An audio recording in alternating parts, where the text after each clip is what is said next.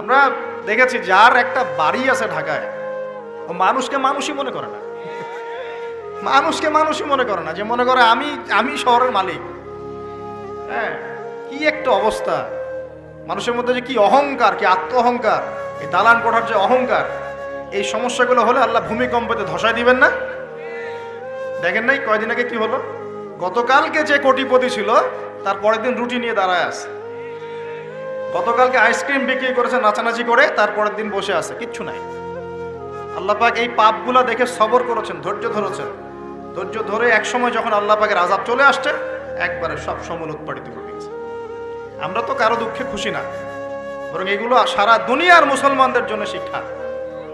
সারা দুনিয়ার মুসলমান যে যেখানে আছি, আমাদের সবার জন্য এটা শিক্ষা। যদি এই পাপগুলোতে আমরা লিপ্ত হই, আল্লাহ পাক ছাড় দিলেও ছাড়বেন না।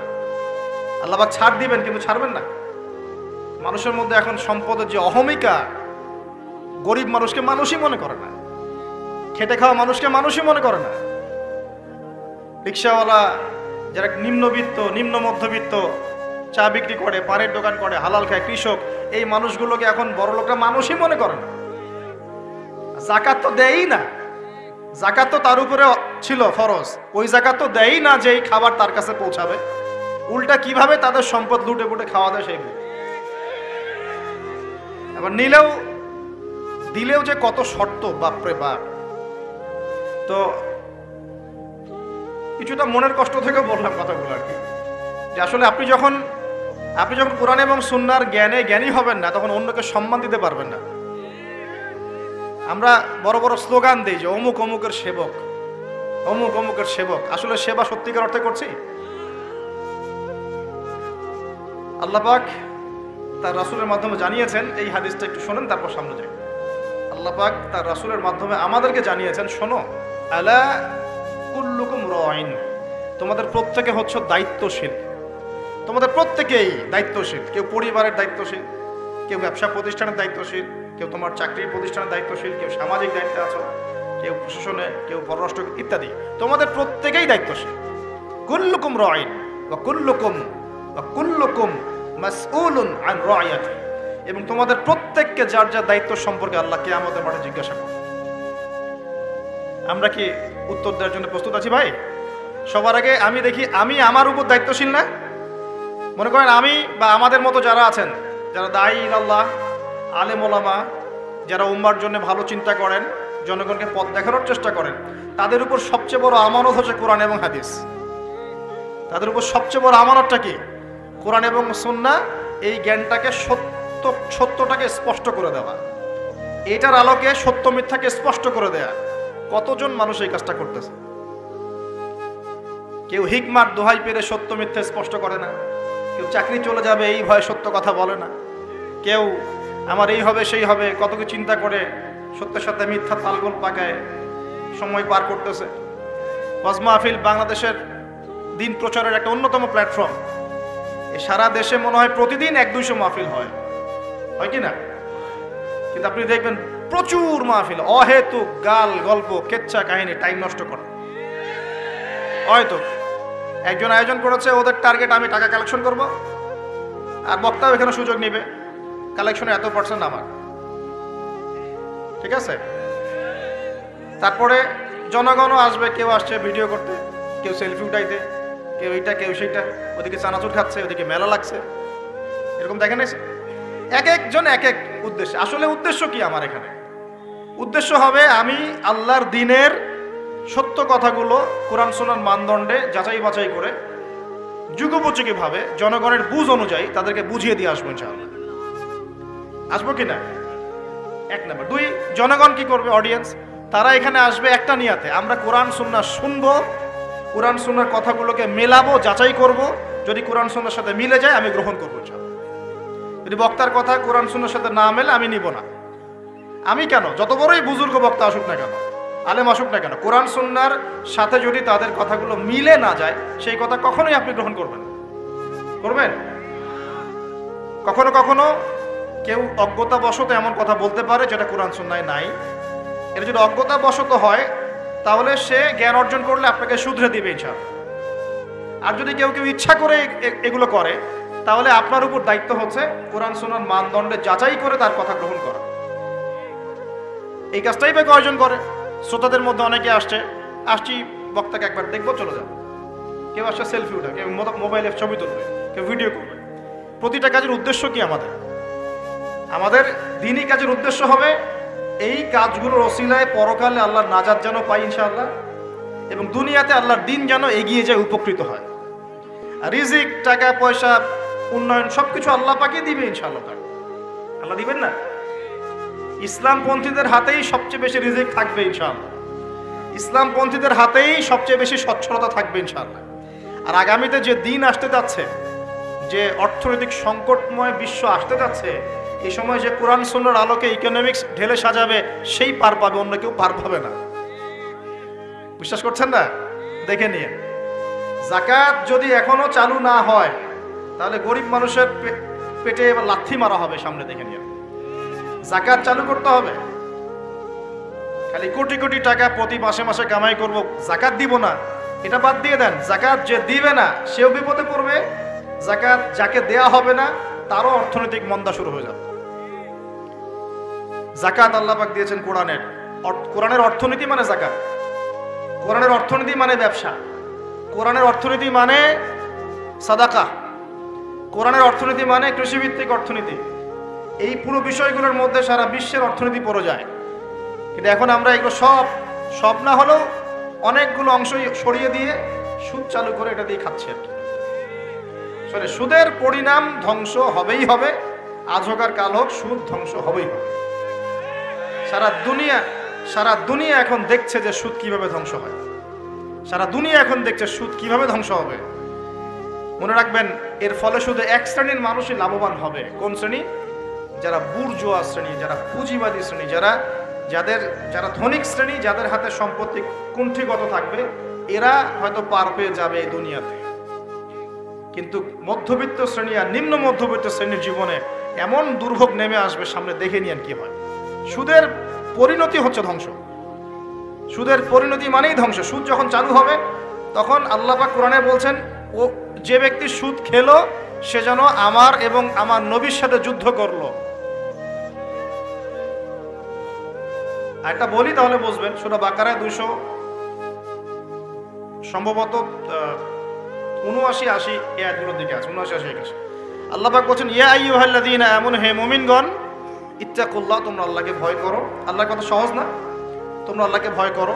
ওয়াযারু মা বাকিয়া মিনার রিবা, সুদ ছেড়ে দাও, সুদের অবশিষ্ট অংশ ছেড়ে দাও, মানে সুদ ছেড়ে দাও। ওয়া ইল্লাম তাফআলু, যদি তোমরা সুদ না ছাড়ো, ফাআযানু বিহারবিন মিনাল্লাহি ওয়া রাসূলিহি, তাহলে আল্লাহ এবং তার রাসূলের সাথে যুদ্ধের ঘোষণা শুনে রাখো। কার কথা এটা? আমি বানিয়ে বললাম? আপনার কিতাব। এই কিতাব আপনার বাসায় নাই? আপনি কি এই কিতাবের জন্য জীবন দিতে চান না?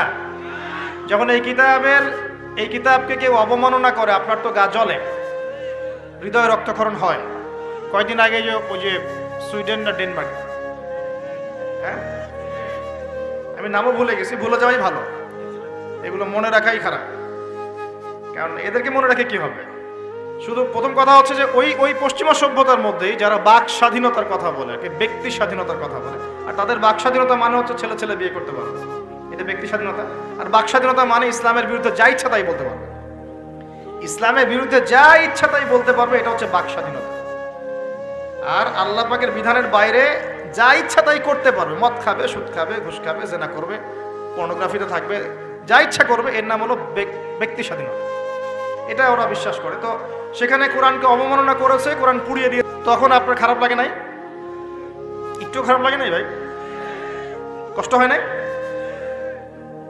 যদি সে আপনার ছেলে হতো, আপনি কি করতেন বলেন? আপনার ছেলে যদি কোরআন পুড়িয়ে দিত, কি করতেন?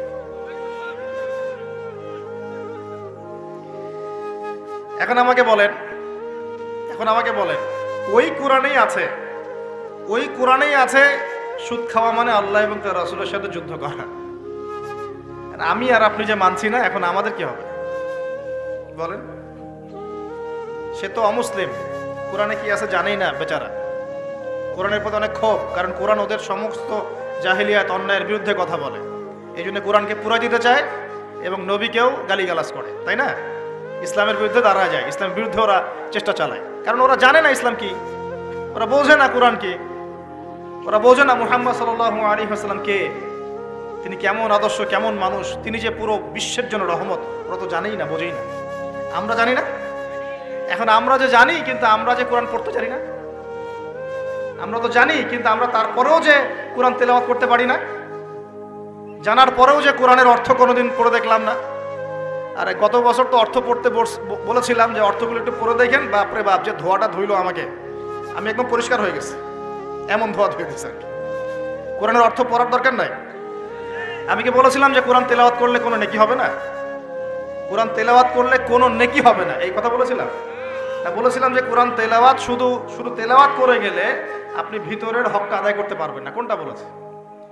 কোরআনে আপনি সূরা ফাতিহা পড়লেন, কিন্তু সূরা ফাতিহার অর্থ আপনি বুঝলেন না। আপনি কি সূরা ফাতিহার মধ্যে আল্লাহ যা বলেছেন তা কি বুঝতে পারলেন? এই যে আয়াত একটা তেলাওয়াত করলাম, আপনি পড়তে পারলেন, ইয়া আইয়ুহাল্লাযীনা আমানুত্তাকুল্লাহা ওয়া যারু মা বাকিয়া মিনার রিবা ইন কুনতুম মুমিনিন ওয়া ইন লাম তাফআলু ফাআযানু বিহারবিন মিনাল্লাহি ওয়া রাসূলিহি। আপনি কি কিছু বুঝলেন? তিলাওয়াত তো করলেন, প্রত্যেক হরফে 10 নেকি হলো, আপনার আমলনামায় প্রত্যেক হরফে 10 নেকি হলো, ঠিক আছে, বুঝলাম, মানলাম, কিন্তু এই আয়াত যে আপনি বুঝতে পারলেন না। এটা এখন আমি যদি বলে দেই আয়াতের অর্থটা এমন, হে মুমিনগণ আল্লাহকে ভয় করো, সুদ ছেড়ে দাও, যদি না ছাড়ো আল্লাহ এবং তার রাসূলের সাথে যুদ্ধের ঘোষণা শুনে রাখো, এবার কি কিছু বুঝতে পারলেন? বুঝতে পারেন নাই? তাহলে অর্থের দরকার নাই ভাই। আর কত সহজ করে বলবো বলেন তো ভাই, আর কত সহজ করে বোঝাবো? তা আমি যে এখন মুসলিম পরিবারে জন্ম নিয়েও যে আমি কোরআন তেলাওয়াত করতে পারছি না, অর্থটা পড়ে দেখছি না, নবীর হাদিসগুলো পড়ছি না, কোরআন রেগুলার একটু তেলাওয়াত করি না, কোরআনের একটু দাওয়াত মানুষকে দেই না, কোরআনের কাজে সাহায্য করছি না, এগুলো কি আমার অপরাধ হচ্ছে না? কে বড় অপরাধী তাহলে, তারা না আমরা? বলেন এবার। এখন কি দ্বিতীয় ওয়াদাটা করতে পারি? প্রথম ওয়াদা করেছেন দরুদ পড়বেন সকালে সন্ধ্যায় 10 বার করে, মনে আছে তো নাকি ভুলে গেছেন? আমাদের মেমোরি তো এখন মাছের মতো, অ্যাকুরিয়ামের মাছ আছে না, ওই মাছের মেমোরি ওখানে ঘোরে কেন সারাদিন জানেন? কারণ ওর memory short time memory loss, মানে ওর মেমোরি এত নিচু স্কেলের, ও মনে করে যে এটা হচ্ছে অনেক বড় সমুদ্র, কোথায় গেল ভুলে গেল, এই যেখান থেকে এই পর্যন্ত গিয়েছে ও ভুলে গেছে কোথায় আসছে, মেমোরি লস। আমাদের কেন জানি আমাদের জাতিটা এরকম হয়ে গেছে, আল্লাহ মাফ করো। একটা ইস্যু আসে, ওইটা নিয়ে একদম মাতামাতি লাফালাফি, চলে গেলে ওটা ভুলে যাবে, নতুন ইস্যু, এমনটা হয় না? আচ্ছা, তো আপনারা ওই রকম হয়েন না অন্তত পক্ষে, আল্লাহ পাক তৌফিক দান করুন। তো প্রথমে ওয়াদা করেছেন কি 10 বার করে দরুদ, মনে আছে তো? আচ্ছা, এবার দ্বিতীয় ওয়াদা করেন যে কোরআন যারা তেলাওয়াত করতে জানেন না, আমি অর্থের কথা বলছি না এখন, জাস্ট তেলাওয়াতের কথা বলছি, যারা কোরআন তেলাওয়াত করতে জানেন না, এই যে রমজান মাস সামনে আসছে, এই পুরো রমজান সময় দিলাম বিশুদ্ধ করে কোরআন তেলাওয়াত শিখতে হবে। রাজি আছেন ইনশাআল্লাহ? রাজি আছেন ইনশাআল্লাহ? ওয়াদা করছেন তো? নিয়াত এত দুর্বল কেন? নিয়াত এত দুর্বল কেন? কোরআন তেলাওয়াত শিখতে কি কষ্ট হবে খুব? এটা তেলাওয়াত শেখাটা কি অযথা হবে, কাজে দিবে? কোরআন যে তেলাওয়াত করতে জানে না, কোরআন কি তার পক্ষে সাক্ষী দিবে না বিপক্ষে সাক্ষী দিবে? আর কোরআন যার বিপক্ষে সাক্ষী দিবে সে কি জান্নাতে যাবে? কি মনে হয়, জান্নাতে যাবে?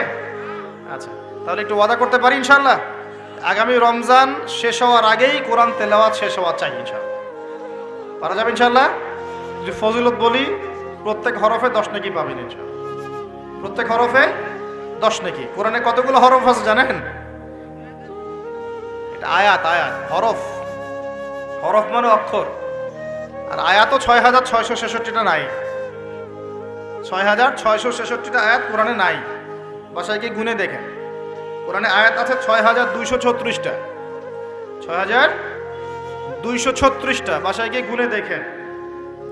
2, কোরআনের শব্দ আছে 77,800টা, শব্দ বুঝি, ওয়ার্ডস 77,800টা, এটা হলো শব্দ সংখ্যা। আর অক্ষর প্রায় 5 থেকে 6 লক্ষ অক্ষর আছে, 5 থেকে 6 লক্ষ অক্ষর আছে। এখন প্রত্যেক হরফে 10টা করে যদি নেকি হয়, একবার বিশুদ্ধ করে কোরআন খতম দিলে কত নেকি হয় বলেন? কত হবে? কয়েক কোটি তো হবে নাকি? ইনশাআল্লাহ হবে তো নাকি? আল্লাহ পাক আমাদের সবাইকে বিশুদ্ধ করে কোরআন তেলাওয়াত করার তৌফিক ইনায়াত করুন, বলি আমিন। এখন যারা আমরা কোরআন তেলাওয়াত করতে জানি, হাফেজ আছি বা কোরআন পড়তে পারি মাশাআল্লাহ, তারা কি একটু ওয়াদা করতে পারি যে এই রমজান মাসে আলিফ লাম মিম থেকে শুরু করে মিনাল জিন্নাতি ওয়ান নাস পর্যন্ত 114টা সূরার অর্থ পড়ে দেখবো ইনশাআল্লাহ? কারা কারা কোরআন তেলাওয়াত করতে জানেন হাত তোলেন দেখি একটু। মাশাআল্লাহ, শুকরিয়া, জাযাকুমুল্লাহ। অনেকেই জানেন মাশাআল্লাহ, হাত নামা। যারা জানি আমরা এবার ওয়াদা করলাম, নিয়াত করলাম ইনশাআল্লাহ তাআলা এই রমজান মাস শেষ হওয়ার আগেই, আমরা এখন থেকে শুরু করব, রমজান শেষ হওয়ার আগেই আল কোরআনের 114 সূরা মানে 30টা পারা, প্রতিদিন এক পারা করে, প্রতিদিন এক পারা করে 30টা রোজায় 30 পারার অর্থ পড়ে শেষ করব ইনশাআল্লাহ তাআলা। রাজি আছেন ইনশাআল্লাহ? দেখেন, কোরআনের অর্থ না পড়লে আপনি আল্লাহ আপনাকে যা বলতে চেয়েছেন সেটা আপনি বুঝতে পারবেন না। বুঝতে পারবেন? একটা উদাহরণ দিই ছোট্ট করে, খেয়াল করেন। মনে করেন আপনি প্রবাসী, আপনার স্ত্রী থাকে দেশে, আপনার স্ত্রীর সাথে আপনার দেখা সাক্ষাৎ খুব কম হয়, দেখা সাক্ষাৎ হয় না বললেই চলে। খুব আপনি কাজের কারণে ওখানে থাকছেন, মাঝে মাঝে আসছেন যাচ্ছেন। এখন স্ত্রী আপনাকে একটা মেসেজ পাঠিয়েছে, ফোনে স্ত্রী আপনাকে একটা 1 পৃষ্ঠার মেসেজ পাঠিয়েছে, আর মেসেজটা পাঠিয়েছে স্ত্রী ইংরেজি ভাষায়। কোন ভাষায় ভাই? আর আপনি বেচারা ইংরেজি বোঝেন না, আপনি ইংরেজি বোঝেন না, আপনি ইংরেজি রিডিংটাও পড়তে পারছেন না, যে সে বলেছে আই লাভ ইউ, এতটুকু আপনি পড়তে পারছেন না, কারণ আপনি কোনোদিনও ইংরেজি পড়েন না। এটা যে আই, এটা যে এল, এটা ও, এটা ভি, এটা ই, এটা আপনি বুঝতে পারছেন না, কারণ আপনি ইংরেজি জানেনই না। মনে করেন এখন স্ত্রীর এই ভালোবাসাপূর্ণ মেসেজটা আপনি কি পড়তে পারবেন? আচ্ছা, তাহলে পড়তেও পারলেন না। এখন যদি পড়তে পারতেন, কমসে কম পড়তে পারতেন, তাহলে কি হতো? অর্থটা আপনি বোঝার চেষ্টা করতেন নাকি? অর্থটা বোঝার চেষ্টা করতেন। হ্যাঁ, স্ত্রী বলেছে আমি খুব ভালো নাই, আপনার কথা মনে পড়ছে, সন্তানরা আপনাকে মিস করে, এগুলো সে ইংরেজিতে লিখেছে, ইংরেজি ভাষায় লিখেছে। আর আপনি ইংরেজি ভাষা পারেন না, অর্থটা বোঝেন না। তার লেখাগুলো হয়তো আপনি টুকটাক একটু পড়তে পারছেন, হ্যাঁ, কিন্তু আপনি কি তার অর্থটা উঠাতে পারবেন? অর্থ যদি উঠাতে না পারেন, স্ত্রী যে এত প্রেম ভালোবাসা মহব্বতের সাথে একটা চিঠি লিখলো আপনাকে, আপনি কি সেই চিঠির হক আদায় করতে পারলেন? এবার আপনি বোঝেন আল্লাহ রাব্বুল আলামিন আমাদেরকে এই দুনিয়াতে সফল হওয়ার জন্য আর পরকালে জান্নাত পাওয়ার জন্য এই কোরআনটা নাজিল করেছে। আল্লাহ পাক তার পক্ষ থেকে এই মেসেজটা পাঠিয়েছেন তার নবীর মাধ্যমে, যে তোমরা যেন দুনিয়ায় সফল হতে পারো, দুনিয়া কিভাবে চলবে, কিভাবে খাবে, কিভাবে নামাজ পড়বে, কিভাবে সমাজকে ডিল করবে, কিভাবে পরিবার চালাবে, কিভাবে রাষ্ট্র চালাবে ইত্যাদি সব কিছু আল্লাহ পাক এই কিতাবের মধ্যে নাজিল করে নামিয়ে দিলেন রাসূল সাল্লাল্লাহু আলাইহি ওয়াসাল্লামের কাছে, তিনি আমাদের সবাইকে জানিয়ে দিলেন। আর বেচারা আমি যদি এই ভাষাও না বুঝি আর এটা পড়তেও না জানি, আমি কি আল্লাহ পাকের সেই মহব্বতের হক আদায় করতে পারবো? এটাই হলো আমাদের উম্মার এখন সবচেয়ে বড় সমস্যা। আমরা আল্লাহ পাকের কিতাবের হক আদায় করতে পারি না। কেমন করে পারবো? কিতাব তো পড়তেই পারি না। আর অনেকে মনে করে এই কিতাব আমার পড়ার দরকার নাই, আলেম ওলামারা পড়লেই হবে, তাই না? এমন মানসিকতা আছে না? আরে ভাই আমি এত বুঝি না, আমি সাধারণ মুসলমান, হ্যাঁ, আমার এত সময় নাই, পরিবার আছে, ব্যবসা আছে, আমি খালি হাইয়া আলাস সালাহ বললে মসজিদে যাব, ব্যাস বাসায় চলে আসবো। এরকম মুসলমান দিয়ে আল্লাহর জমিনে আল্লাহর দিন প্রতিষ্ঠা হবে না। এরকম মুসলমান দিয়ে আল্লাহর জমিনে আল্লাহর দিন প্রতিষ্ঠা হয় না। আল্লাহ পাকের জমিনে আল্লাহর দিন প্রতিষ্ঠা হয় কাদের দ্বারা? যারা জ্ঞান অর্জন করে, জ্ঞান অনুযায়ী আমল করে, শরীয়তের গভীর জ্ঞান অর্জন করে, ওই জ্ঞানটাকে মানুষের মধ্যে ছড়ায় দেয়, দিনের দাওয়াতি কাজ করে, হালাল খায়, পরিবারের মধ্যে দিন প্রতিষ্ঠা করে, নামাজ কায়েম করে ইত্যাদি, মানুষকে ঐক্যবদ্ধ করার চেষ্টা করে, ইসলামকে একটু একটু করে এগিয়ে নেয়। যাদের এসব নিয়ে কোনো ফিকিরই নাই, তাদের দ্বারা কি দিন প্রতিষ্ঠা লাভ করবে? তো প্রিয় ভাইয়েরা, আমার রিকোয়েস্ট, যারা কোরআন তেলাওয়াত করতে জানি মাশাআল্লাহ বা হাফেজ আছি এখানে উপস্থিত, রমজান মাস শেষ হওয়ার আগেই 114 সূরার অর্থ পড়ে শেষ করে দেবো ইনশাআল্লাহ। রাজি আছেন ইনশাআল্লাহ? আল্লাহ পাক আমাকে, সবার আগে আমাকে তৌফিক দান করুন, এরপর আপনাদের সবাইকে তৌফিক দান করুন। কয়টা ওয়াদা করলেন আজকে? মনে আছে তো?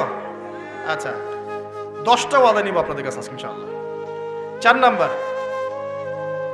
নাম্বার হচ্ছে, আমার সাথে ওয়াদা করেন এই যে মেরাজ মেরাজের রাত চলে গেল। যদিও ভাই তারিখটা নিয়ে অনেক পক্ষে বিপক্ষে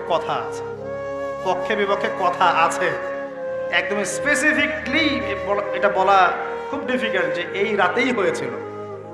27 রজব করেন না, 27 রজব করেন না, এই রাতেই হয়েছিল, এটা স্পেসিফিকলি একদম 100% নিশ্চিত করে বলাটা ডিফিকাল্ট। কারণ কোরআনে বা সুন্নায় কোথাও এই তারিখটা মেনশন করা নাই। বড় বড় আলেমদেরকে জিজ্ঞাসা করে, কোরআনে এবং সুন্নায় কোনো জায়গায় তারিখটা মেনশন করা নাই। যেমন আমরা বলি লাইলাতুল কদর রমজান মাসের শেষ দশকে, বলি না লাইলাতুল কদর কখন? রমজানের শেষ দশকের বিজোড় রাতে, তাই না? রমজানের শেষ দশকের 21, 23, 25, 27, 29 যে কোনো একটা রাত হবে লাইলাতুল কদর, এটা আমরা জানি। এইভাবে করে শবে মেরাজ কিন্তু বলা নাই কোথাও, এটা ঐতিহাসিক ঘটনা। যাই হোক, এই শবে মেরাজে রাসূল সাল্লাল্লাহু আলাইহি ওয়াসাল্লামকে আল্লাহ পাক তার আরশের কাছাকাছি নিয়ে আল্লাহ পাক যে কথাবার্তা বলেছেন, আল্লাহ পাকের সাথে তিনি যে কথা বলেছেন, আল্লাহর নূর দেখেছেন, আল্লাহর দিদার লাভ করেছেন, এই সময় আল্লাহ রাব্বুল আলামিন তাকে 3টা হাদিয়া তোহফা দিয়েছেন। কয়টা ভাই? গৌরের সাথে শোনেন, মনোযোগ দিয়ে শোনেন। 3টা হাদিয়া দিয়েছেন। এক, আল্লাহ পাক আমাদের নবীকে দিয়েছেন 50 ওয়াক্ত নামাজ। কত ওয়াক্ত? এই 50 ওয়াক্ত নিয়ে তিনি আসছিলেন। আস্তে আস্তে 5ম আসমানে দেখা হয়েছে নবী মুসা আলাইহিস সালামের সাথে। কোন নবী? মুসা আলাইহিস সালাম নাম তো জানেন। কোরআনে সবচেয়ে বেশি কোন নবীর নাম এসেছে এটা জানেন তো? হয়তো অনেকে জানতেন না। কোরআনে কিন্তু সবচেয়ে বেশি আমাদের নবীর নাম আসে না। কোরআনে সবচেয়ে বেশি এসেছে নবী মুসা আলাইহিস সালামের নাম, প্রায় 137 জায়গায়। কত জায়গায়? আরো কম বেশি হতে পারে, এটা আমাদের ছোট্ট গবেষণা, আল্লাহু আ'লাম বিসওয়াব। তো কারণ কোরআন খুললেই দেখবেন মুসা আর ফেরাউন আছে না? এখানে একটা প্রশ্ন করে রাখি, পরে উত্তর দিবেন। কেন কোরআনে মুসা আলাইহিস সালাম আর ফেরাউনের ঘটনা এত বেশি বর্ণিত হয়েছে? এটা ভাবতে থাকেন, পরে উত্তর দিবেন। কেন কোরআনে নবী মুসা আলাইহিস সালাম এবং ফেরাউনের নাম এত বেশি, এতবার কেন এই ঘটনা বলা হয়েছে? কোরআনে কি আল্লাহ শব্দের কোনো অপচয় করতে চান? তাহলে এতবার করে একটা কথা কেন বলছেন? আর কোরআনে কি আল্লাহ পাক অহেতুক কিছু নাযিল করেন না? নিশ্চয়ই পিছনে কোনো কারণ আছে বলেই করেন। কোনো কারণ ছাড়া কি আল্লাহ পাক কোনো কাজ করেন? আচ্ছা, তার মানে এর পিছনে কোনো কারণ আছে। এই যে একটা সূরা আপনারা পড়েন, সূরা আর রহমান, সূরা আর রহমানের মধ্যে পড়েন না, আর রহমান আল্লামাল কোরআন খালাকাল ইনসান আল্লামাহুল বায়ান, পড়েন না? আচ্ছা, এই সূরার মধ্যে 31 বার এসেছে ফাবিআই আলাই রাব্বিকুমা। আমি যদি বলি যে 31 বার কেন এই আয়াতটা আসলো, এতবার কেন? একটা সূরার মধ্যে এতবার একটা কথা বলার কি দরকার? আল্লাহ পাক তো কোরআনে শব্দের অপচয় করতে চান না, তাহলে এতবার করে আল্লাহ পাক কেন বলছেন এই কথা? এই দুটো উত্তর আলোচনা শেষে আমি যুবকদের কাছ থেকে শুনবো ইনশাআল্লাহ। ভাবতে থাকেন, সূরা আর রহমানে কেন এতবার ফাবিআই আলাই রাব্বিকুমা তুকাযযিবান বলা হয়েছে, এবং মুসা এবং ফিরআউনের ঘটনা এতবার কেন এসেছে? আমাদের উম্মাহকে আল্লাহ কি শেখাতে চাচ্ছেন? ভাবার বিষয় আছে কিনা ভাই? কোরআন নিয়ে মানুষ ভাববে কখন? যখন পড়বে, বুঝবে, তখন তো ভাববে নাকি? একটা বিষয় যখন পড়ে, বোঝে, গবেষণা করে, তখন না মাথায় গুলো খেলে। আর কোরআন তো সেই খুলেছিলাম বাবা মারা যাওয়ার সময়, বাবার মৃত্যুবার্ষিকীতে, বাবার 40 দিনের দিন। হ্যাঁ, ওই যে কবে আমার ছেলে অসুস্থ হয়েছিল, ওই দিন কোরআন খুলে ঝাড়ফুঁক করেছি। এগুলোই তো কোরআনের সাথে আমাদের সম্পর্ক। একটু চেক করে দেখেন, লাস্ট কত মিনিট আগে আপনি হোয়াটসঅ্যাপ চেক করেছেন, দেখবেন আধা ঘন্টা আগে। লাস্ট কত ঘন্টা আগে আপনি ইউটিউব চেক করেছেন, দেখবেন 1 ঘন্টা আগে চেক করেছেন। লাস্ট কত ঘন্টা আগে আপনি ফেসবুক স্ক্রল করেছেন, দেখবেন 10 মিনিট আগে, 15 মিনিট আগে, 20 মিনিট আগে। এমন আমলনামা স্ক্রল করে দেখেন লাস্ট কবে কোরআন খুলেছিলেন। বুঝতে পারেননি কথা? কবে শেষ কোরআন খুলে দেখেছেন? কে কবে শেষ কোরআন খুলে দেখেছে? কোরআনের সাথে যদি এমন সম্পর্ক হয়, হে মুসলিম জাতি, আমাদের আল্লাহর গজব থেকে বাঁচার কোনো সম্ভাবনা নেই। আল্লাহ পাক আমাদেরকে কোরআনের সাথে সম্পর্ক করার তৌফিক দান করুন। যে কোরআনের সাথে সম্পর্ক করতে পেরেছে, সে সরাসরি আল্লাহর সাথে সম্পর্ক করতে পেরেছে। যার সাথে কোরআনের সম্পর্ক নাই, সে আল্লাহর মারেফত থেকে বহু দূরে অবস্থান করছে। আল্লাহর মারেফত এইভাবে পাওয়া যায় না, অনেক ত্যাগ তিতিক্ষার মধ্য দিয়ে পেতে হয়। আল্লাহ পাকের মারেফত পাওয়ার সবচাইতে শ্রেষ্ঠ মাধ্যম হচ্ছে কোরআনুল কারীম। এছাড়া এর চেয়ে শ্রেষ্ঠ কোনো মাধ্যম নাই। হ্যাঁ, সালাত আছে, সেটা একটা ইবাদত, কিন্তু এটা হচ্ছে বিধান। এই বিধান এবং এর তেলাওয়াত, আল্লাহ পাকের কালাম, এর মধ্য দিয়ে আল্লাহ পাকের মারিফত লাভ করা যাবে ইনশাআল্লাহ তাআলা। আল্লাহর সাথে আপনি সরাসরি কথা বলতে পারবেন। আপনি কি আল্লাহর সাথে কথা বলতে চান না? আল্লাহ পাক কি বলছেন, কেন বলছেন, আপনার সাথে আপনার প্রতি আল্লাহ পাক কি নসিহত করছেন, আপনি কি জানতে চান না, শুনতে চান না? মুসা আলাইহিস সালাম পঞ্চম আসমানে আমাদের নবীকে বলছেন 50 ওয়াক্ত নামাজ আপনার উম্মত পড়তে পারবে না, আপনি কমিয়ে নিয়ে আসেন। আমার উম্মতকে 2 ওয়াক্ত নামাজ দেয়া হয়েছিল, পড়তে পারে নাই। তার উম্মতের নাম কি? মুসা আলাইহিস সালামের উম্মতের নাম কি বলেন? বনু ইসরাইল। কিন্তু বনু ইসরাইল তারও আগ থেকেই ছিল। বনু ইসরাইল বলা হয় ইয়াকুব আলাইহিস সালামের বংশধরদেরকে। মুসা আলাইহিস সালামের কওম দাবি করে, এখন যারা ইহুদি তারা দাবি করে যে আমরা মুসা আলাইহিস সালামের কওম। কিন্তু সত্য কথা হচ্ছে যে যারা এই দাবিটা করে এরা সত্যিকারের বনু ইসরাইল নয়। এরা হচ্ছে ইউরোপিয়ান জিউস, ইউরোপ থেকে এসেছে এরা, এরা ইউরোপিয়ান জিউস, এরা সত্যিকারের বনু ইসরাইল নয়, এটা মাথায় রাখবে।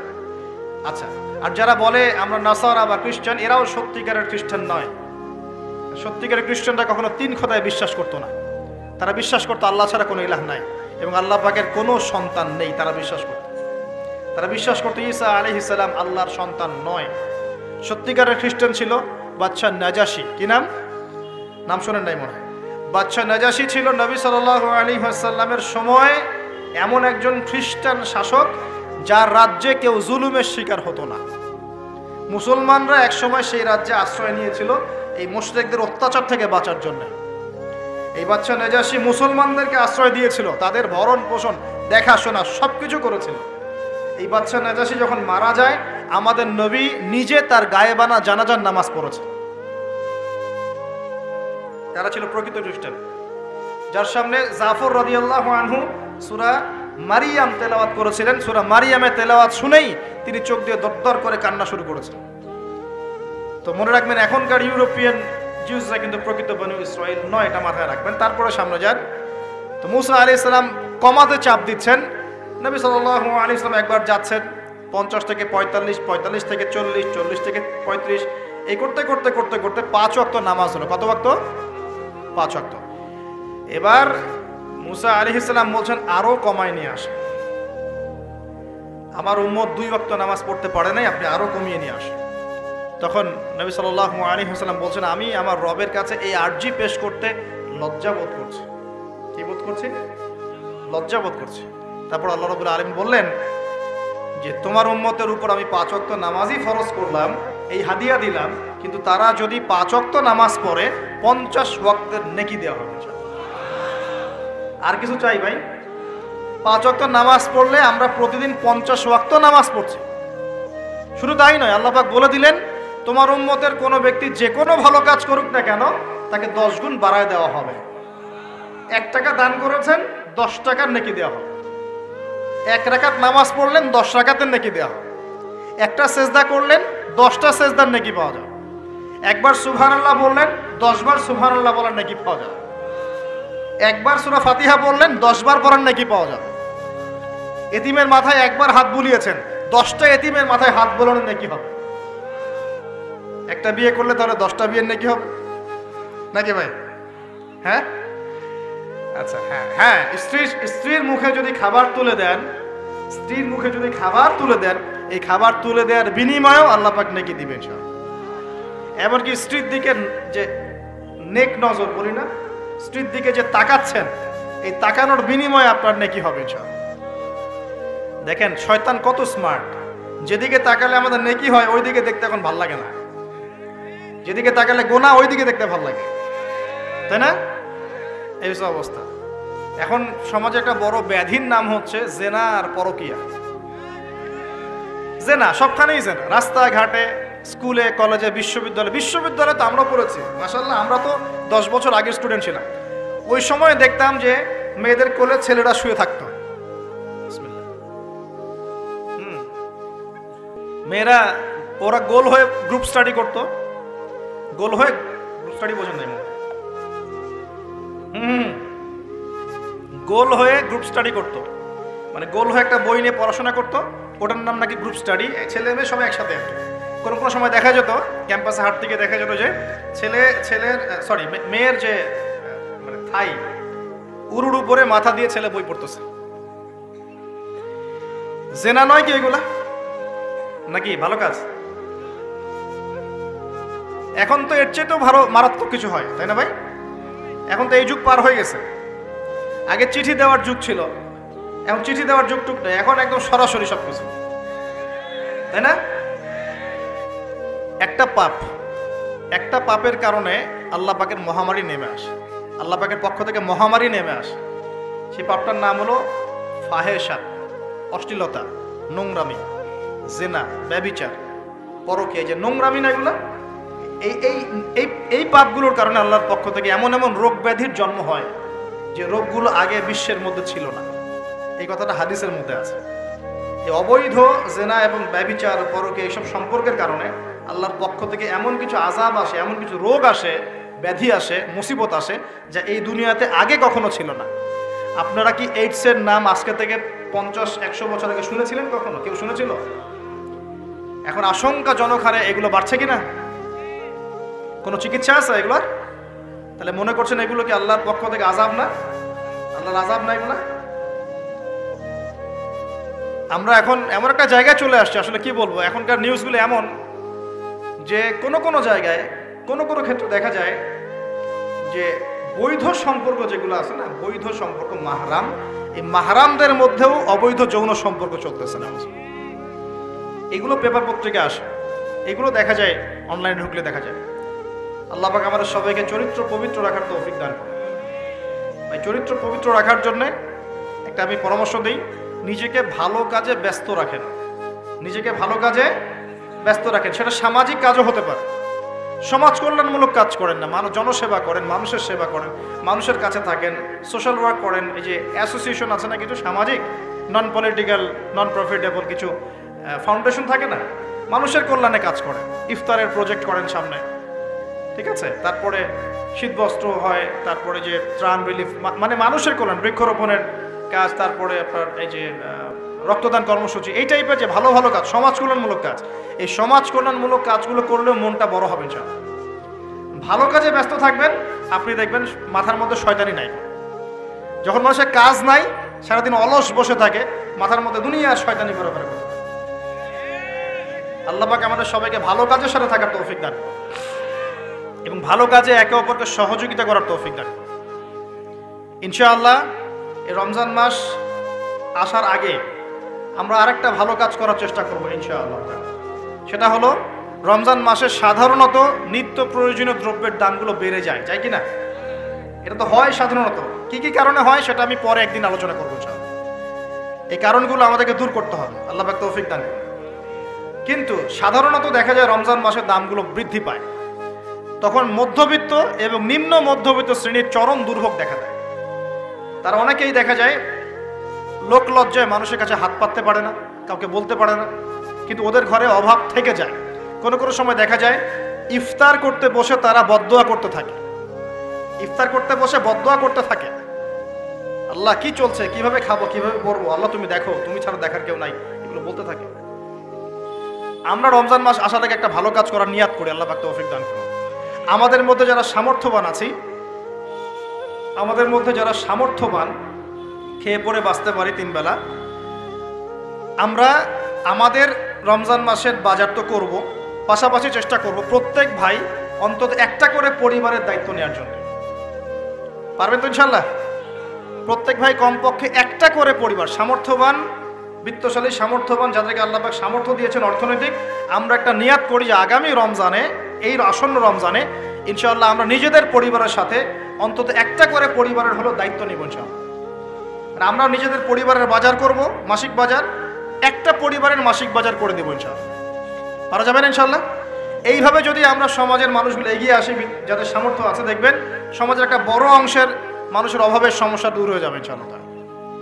এক মাসের বাজেট তার কি লাগতে পারে, এক মাসের জন্য কতটুকু চাল লাগে, 20 কেজি 30 কেজি হয়তো চাল লাগতে পারে, ডাল লাগতে পারে, নিত্য প্রয়োজনীয় জিনিস, তেল লাগতে পারে, চিনি লাগতে পারে, চিনি, তারপরে আপনার এই যে ছোলা লাগতে পারে, খেজুর লাগতে পারে। একটা প্যাকেজ করে আমি চেষ্টা করব আমার পরিবারের সাথে অন্তত একটা করে পরিবারের দায়িত্ব নেওয়ার জন্য। পারবো না ইনশাল্লাহ ভাই? নিয়ত এত দুর্বল কেন? নিয়ত এত দুর্বল কেন ভাই? যখন আল্লাহর বান্দারা অন্য মুসলিমের পাশে থাকে, আল্লাহ তখন সেই বান্দার পাশে থাকে। নিজেকে ভালো কাজে ব্যস্ত রাখেন। দান সৎকার করলে কখনো টাকা কমে যায় না। মনে রাখবেন, দান করলে কোনোদিনও টাকা কমে যায় না। আপনার দানের টাকা ঘুরে ফিরে আপনার কাছে আসবে। বুঝতে পারছেন না? আপনার দানের টাকা ঘুরে আল্লাহ আপনার কাছে ফিরাই দিবে। কিভাবে ফিরাবেন সেটা আল্লাহর দায়িত্ব। আমি কি বুঝাবো কিভাবে ফিরাবেন? বুঝবেন, একটু বোঝানোর চেষ্টা করবেন। অর্থনীতি কিন্তু কঠিন, সহজ করে বোঝানোও কঠিন। সবাই সহজ করে বোঝাতেও পারবে না। আমি একটা পয়েন্ট খালি বুঝাই আপনাদেরকে, বোঝেন, চেষ্টা করেন। মনে করেন আপনাদেরকে অর্থনীতি বুঝাই, এগুলো আমাদের সাবজেক্ট ছিল, আর তখন আমরা আসলে অর্থনীতি কিছুই বুঝতাম না। তারপরে যখন কোরআন হাদিস পড়া শুরু করলাম, তখন দেখলাম যে ও আচ্ছা, ব্যাপার তো খুব সহজ। সহজ জিনিসটাকে এত কঠিন করা হয় কেন? দেখেন কিরকম। মনে করেন একটা বাজার, আপনাদের এখানে বাজার আছে কি? আচ্ছা, এই বাজারের মধ্যে ধরেন 100 ব্যবসায়ী আছে, আর ব্যবসায়ীরা ব্যবসা করে। আল্লাহ পাক ব্যবসা হালাল করেছেন না হারাম করেছেন? হালাল ব্যবসা। ব্যবসায় একটা 10 টাকার পণ্য আপনি চাইলে 30 টাকা, 40 টাকা, 50 টাকা, 100 টাকা বিক্রি করতে পারবেন কি না? পারবেন। মার্কেটের একটা ফিক্সড প্রাইস থাকে, মার্কেট প্রাইস, এটাকে বলে মার্কেট প্রাইস। যে একটা দাম নির্ধারণ করা হয় যে আমরা এই দামে সব সেল করবো, তাই না? আচ্ছা, এন্ড ব্যবসায়ীরা ব্যবসা করছে, ব্যবসায় লাভও আছে, লসও আছে, ঝুঁকিও আছে। লাভও হতে পারে, লসও হতে পারে। এখন ব্যবসা করার সময় দেখা গেল যে এক ভাই লাভ করলো আর এক ভাই লস করলো, এমনটা হয় কি না? আচ্ছা, আল্লাহ পাক এখানে কি করেন জানেন? এই বাজারের মধ্যে যে সম্পদগুলো আছে, অর্থ সম্পদ, আপনারা যেটা কারেন্সি বলেন, এগুলো আল্লাহ রাব্বুল আলামিন হাত থেকে হাতে ঘোরাতে থাকেন। আজকে আপনার হাতে, কালকে তার হাতে, কালকে তার হাতে, পরশু আরেক ভাইয়ের হাতে। এই সম্পদ বাজারের মধ্যে ঘুরতে থাকে। বাজারটা হতে পারে সমাজ, হতে পারে রাষ্ট্র, হতে পারে বিশ্ব। ভালো করে বোঝেন, ছোট পরিসরে হতে পারে সমাজ, হতে পারে রাষ্ট্র বা বিশ্ব। আল্লাহ পাক সম্পদটা সার্কুলেট করেন, ঘোরাতে থাকেন। আজকে তার হাতে, কালকে তার হাতে, কালকে তার হাতে, এভাবে সম্পদ ঘুরতে থাকে। লাভ লসের রিস্ক আছে, কেউ লাভ করে, কেউ লস করে। এভাবে সম্পদ সার্কুলেট হতে হতে হতে আল্লাহ পাক যাকে ইচ্ছা ধনী বানান, যাকে ইচ্ছা গরিব বানান। কথা বুঝতে পারছেন? এটা হলো এই জায়গায় রিজিকটা নিয়ন্ত্রণ করেন সরাসরি আল্লাহ পাক। আল্লাহ পাক কারো সম্পদ নেন, কারোকে দেন, কারো কাছ থেকে নেন, কারোকে দেন, কারো কাছ থেকে নেন, কাউকে দেন। এভাবে সম্পদ ঘুরতে থাকে। আর যদি দেখা যায় সম্পদ মানে চাহিদার চেয়ে কম হচ্ছে, আল্লাহ পাক সম্পদ উৎপন্ন করবেন। জমিন থেকে উৎপন্ন করেন, আসমান থেকে উৎপন্ন করেন। আমি মানে বুঝাতে পারছেন? এরপরও যদি দেখা যায় যে সমাজের সংকট হলো, অন্য সমাজ থেকে আমদানি করতে হয়। যদি একটা রাষ্ট্রের সংকট হচ্ছে, অন্য রাষ্ট্র থেকে আমদানি করতে হয়। এভাবে একটা সিস্টেম চলে, ইসলামিক সিস্টেম। এখানে ব্যবসা হচ্ছে মূল। এখানে দায়িত্ব আল্লাহ নিয়ে নেন, কাউকে ধনী করবেন, কাউকে গরিব করবেন। সম্পদ ঘুরতে থাকবে, ঘুরতে থাকবে। এভাবে আল্লাহ পাক আপনার এই যে ধনী ব্যক্তি, মনে করেন যে সম্পদ এখানে লাভ করেছে, এই ব্যক্তির উপর আবার যাকাত ফরজ আছে। কি আছে? যাকাত ফরজ আছে। এখন এই যখন ধনী হবে, নিসাব পরিমাণ সম্পদ আসবে, তখন এ যাকাত দিবে গরিবকে। তখন যার হাত থেকে সম্পদ চলে আসছে, ওর কাছে আবার সম্পদ ফিরে যাবে। বুঝতে পারলেন কি কিভাবে সম্পদ আল্লাহ পাক ঘোরান? এর যাকাত ছাড়াও আছে সাদাকা। সাদাকা ছাড়া সাদাকাতুল ফিতর আছে, অনুদান আছে, এবং নরমালি আল্লাহ পাক কিন্তু সদকা করতে উৎসাহিত করে। এইভাবে একটা ইকোনমিক সিস্টেম চলতে থাকে, ছোট বা বড় পরিসরে। এইভাবেই মদিনা টিকে ছিল, এভাবেই মদিনার ইকোনমিক সিস্টেম চলতো নবী সাল্লাল্লাহু আলাইহি ওয়াসাল্লামের যুগে। তো সেখানে আরো একটা বিষয় এক্সট্রা ছিল, যেটা এখন নাই। সেটা ছিল গনিমত। সেটা কি? রাসূল সাল্লাল্লাহু আলাইহি ওয়াসাল্লাম সাহাবীরা বিভিন্ন যুদ্ধ এবং জিহাদ করতেন কিনা? না, তারা তো এগুলো করতেন না। ঘর মসজিদে বসে খালি সুবহানাল্লাহ পড়তেন। বদর উহুদ তো হয়নি ইসলামে, হয়েছে? বদর উহুদ বলে কোনো যুদ্ধ হয়েছে নাকি? এগুলো বললে তো দেখা যাবে বাপরে বাপ, অবস্থা খারাপ। হ্যাঁ, জিহাদি বয়ান শুরু করে দিয়েছে। এগুলো কি ইতিহাসে আছে কি নাই? যখনই মুসলিমরা যুদ্ধে গিয়েছে এবং জয় করেছে, তখন বিপুল গনিমতের সম্পদ লাভ করেছে। বুঝতে পারছি? গনিমত মানে ওই যে যাদের সাথে যুদ্ধ হচ্ছে, ওদের সব সম্পত্তি মুসলিমরা তখন পেয়ে যায়, কারণ ওগুলো ছেড়ে ওলা পালিয়ে যায়। এটা এর মধ্য দিয়ে মুসলিমরা ব্যাপক সচ্ছলতার মুখ দেখেছিল। খায়বারের যুদ্ধ জয়ের মধ্য দিয়ে মুসলিমরা প্রায় 1/3 সম্পদ পেয়েছিল আরবের মধ্যে। জাজিরাতুল আরবের 1/3 সম্পদ শুধু খায়বার যুদ্ধ জয়ের মধ্য দিয়ে লাভ করা হয়েছে। ওইটা তো নাই, এখন ক্লোজড। আমি ওগুলো বাদ দিয়ে এই সিস্টেমগুলোর কথা বললাম, সাদাকা, ব্যবসা ইত্যাদি ইত্যাদি। তার মানে ইসলামিক ইকোনমিক সিস্টেমের মধ্যে আল্লাহ পাক সম্পত্তি নিয়ন্ত্রণ করছেন এবং কাউকে ধনী বানাচ্ছেন, কাউকে গরিব করছেন। সম্পদ হাতে হাতে ঘুরছে। যে ধনী সে আবার যাকাত দিচ্ছে, তখন গরিবের কাছে ধনীর সম্পত্তি চলে আসছে। বুঝতে পারছেন কি ভাই কিছু? আচ্ছা, কঠিন হচ্ছে আলোচনা মনে হয়। আচ্ছা একটু কঠিন শোনেন, খালি কি আর উঠে দেই, উঠবস করা, ঢেলে দেই, চা খাই, কফি খাই শুনলে হবে? হ্যাঁ, এগুলোই শুনলে হবে খালি? ভালো করে শুনি ইনশাল্লাহ। এখন চলমান সিস্টেমে কি সমস্যা হয়? যখন আপনি ব্যবসাটাকে গুটিয়ে নিয়ে সুদটাকে প্রাধান্য দিচ্ছেন, মানে সুদের মধ্যে কি লাভ লস দুটা রিস্ক আছে, ঝুঁকি আছে কোনো? সুদে আপনি যখন খান, আপনি কি বলেন যে ঠিক আছে আমি 100 টাকা নিলাম, ব্যবসায় লাভ হলে আমি দিব 50%, লস হলে 50%? এটা তো সুদ না, এটা তো সুদ না। এটা কি সুদ? যখন আপনি বলেন যে আমি 100 দিয়েছি, আমাকে 110 দেওয়া লাগবে, 100 দিয়েছি আমাকে 110ই দেওয়া লাগবে, আপনি তো লসের রিস্ক নিবেন না? নিবেন? সুদখোর কি লসের ঝুঁকি নিবে নাকি লাভের শর্তে টাকা দিবে?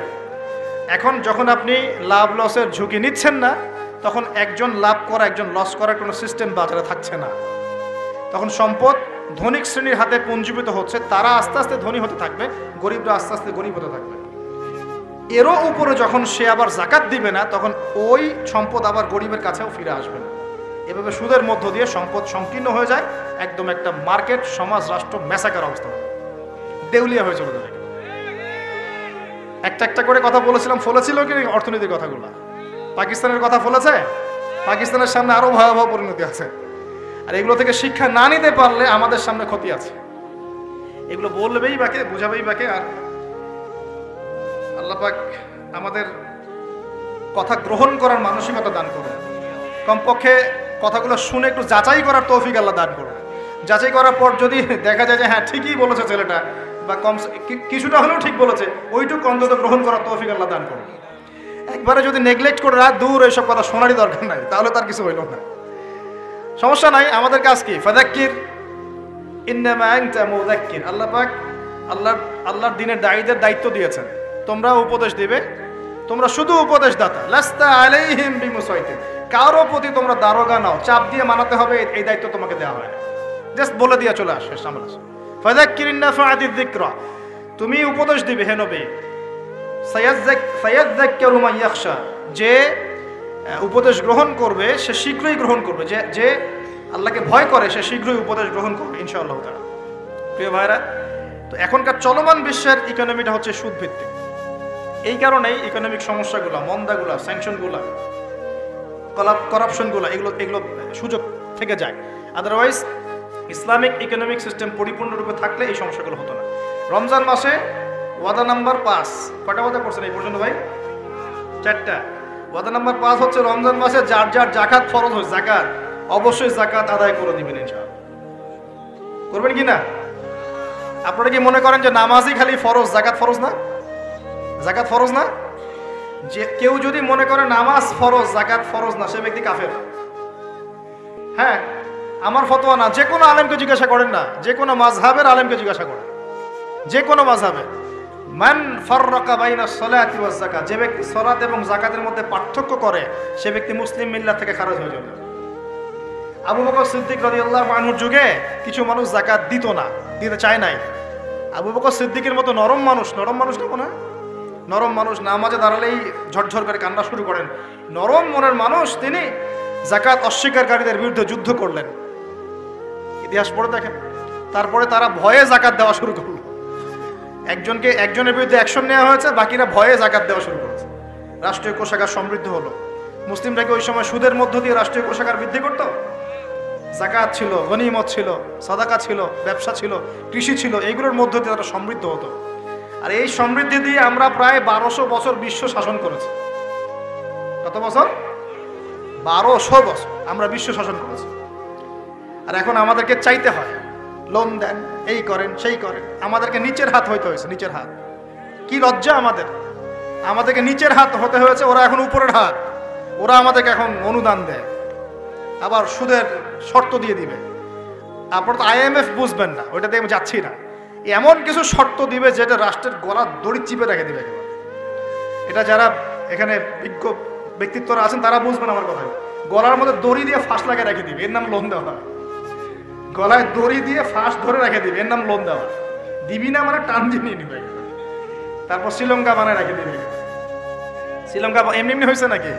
ওর গলায় আগে রশি পরাইছে, নে তুই নে, এগুলো সব নে।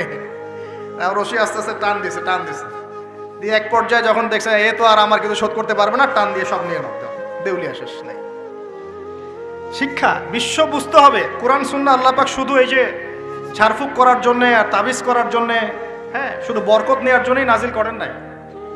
কোরআন এবং সুন্নাহ আল্লাহ পাক নাজিল করেছেন যাতে কোরআন সুন্নাহ দিয়ে আমরা চলমান সমাজের বিশ্বের সমস্ত সমস্যাগুলোর সমাধান খুঁজে বের করতে পারি। না কি মনে হয় আপনাদের? এই জন্য আল্লাহ নাজিল করেন নাই। আমি একটা আয়াত বলি তাহলে বুঝবেন। আল্লাহ বলেছেন সূরা নাহল আয়াত নাম্বার 89, সূরা নাহল আয়াত নাম্বার 89 আল্লাহ পাক বলছেন বিসমিল্লাহির রহমানির রহিম, ওয়া নাযালনা আলাইকাল কিতাব, হে নবী আমি আপনার প্রতি এমন একটা কিতাব নাজিল করে দিয়েছি, মানে কোরআন, তিবিয়ানান লিকুল্লি শাই, যে কিতাব প্রতিটা বিষয়কে ব্যাখ্যা করবে ইনশাআল্লাহ। ব্যাখ্যা করে কিনা? কোরআন প্রতিটা বিষয়কে ব্যাখ্যা করে কিনা? ওয়া হুদান, এবং কোরআন হবে আমাদের জন্য হেদায়াত, মানে পথ নির্দেশ, গাইডেন্স। ওয়া রাহমাতান, এবং আল্লাহর পক্ষ থেকে রহমত, দয়া। ওয়া বুশরা লিল মুসলিমিন, আর মুসলমান জাতির জন্য এই কোরআন হচ্ছে সুসংবাদ। বলি সুবহানাল্লাহ। এই কোরআন যদি পড়ি না, বুঝি না, আমল করি না, তাহলে এর সমাধান কেমন করে বের করব? আল্লাহ পাক আমাদেরকে এমন ওলামায়ে কেরাম দান করুন, এমন প্রজন্ম দান করুন, এমন যুব সমাজ দান করুন, এমন নেতৃত্ব দান করুন যারা কোরআন এবং সুন্নাহর জ্ঞান দিয়ে পুরো বিশ্বটাকে শাসন করতে পারবে ইনশাআল্লাহ।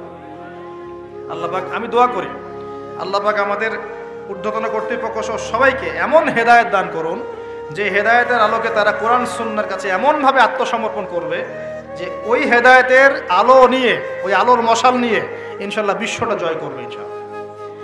এমন প্রজন্ম আসবে ইনশাআল্লাহ, যদি এই এস্টিমেশনগুলা, প্রেডিকশনগুলা ফলে, এরকম প্রজন্ম যে আসবে এটাও একদিন ফলবে ইনশাআল্লাহ। আমরা জানি সভ্যতা শুরু হয়েছিল নবী দ্বারা, শেষ হবে কি? নবী দ্বারা। এবং আল্লাহ রাব্বুল আলামিন বিশ্বে এখন অনেক কিছু ঘটনা বাকি রেখেছেন। তার মধ্যে একটা শ্রেষ্ঠ ঘটনা হচ্ছে এই বিশ্বে কিয়ামত হবে না যতদিন পর্যন্ত না মুসলমানরা আবার বিশ্ব শাসন করছে। ততদিন পর্যন্ত এই বিশ্বে আল্লাহ বা কিয়ামত দিবেন না ইনশাআল্লাহ তাআলা। আমি স্টাডি করেই কথা বলছি, আমি আমার টুপি থেকে কথা বলছি। ততদিন পর্যন্ত এই বিশ্বে কিয়ামত হবে না ইনশাআল্লাহ, যতদিন পর্যন্ত না মুসলমানরা এই বিশ্বটাকে আবার শাসন না করছে। বিশ্বাস করলেন না? আমরা এখন হতাশ। প্রিয় ভাইরা, কিভাবে সম্ভব হবে? আগে তো আমাদের সবাইকে জ্ঞান অর্জন করতে হবে নাকি? তাহলে আমরা নিয়াত করতে পারি কি, 7 নাম্বার ওয়াদা করতে পারি যে আমরা সবাই কোরআন এবং সুন্নাহর ইলমটা অর্জন করব ইনশাআল্লাহ। কমপক্ষে বেসিক কিছু জ্ঞান অর্জন করব ইনশাআল্লাহ। আমি বলছি না যে সবাইকে মুফতি হওয়া লাগবে, সবাইকে দায়ী হতে হবে, সবাইকে একদম মুফাসসির হতে হবে, এটা জরুরি না, এটা মানুষ পারবেও না। কিন্তু কমপক্ষে ইসলামের বেসিক জিনিসগুলো কি আমরা শিখতে পারি না ভাই? এটা শেখার জন্য কি খুব কষ্ট করতে হবে?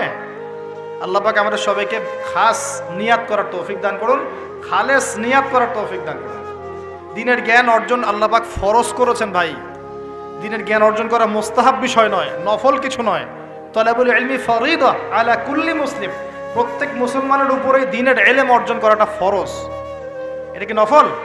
আমরা নিজেরা অর্জন করব, আমাদের সন্তানদেরকে শেখাবো, মা বোনদেরকেও শেখাবো ইনশাআল্লাহ। মা বোনদেরকে শেখানো লাগবে না ভাই? খালি চুলাই ঠেলবে সারা জীবন? নাকি দ্বীনের কিছু জ্ঞান অর্জন করাতে হবে? নাকি করাতে হবে না?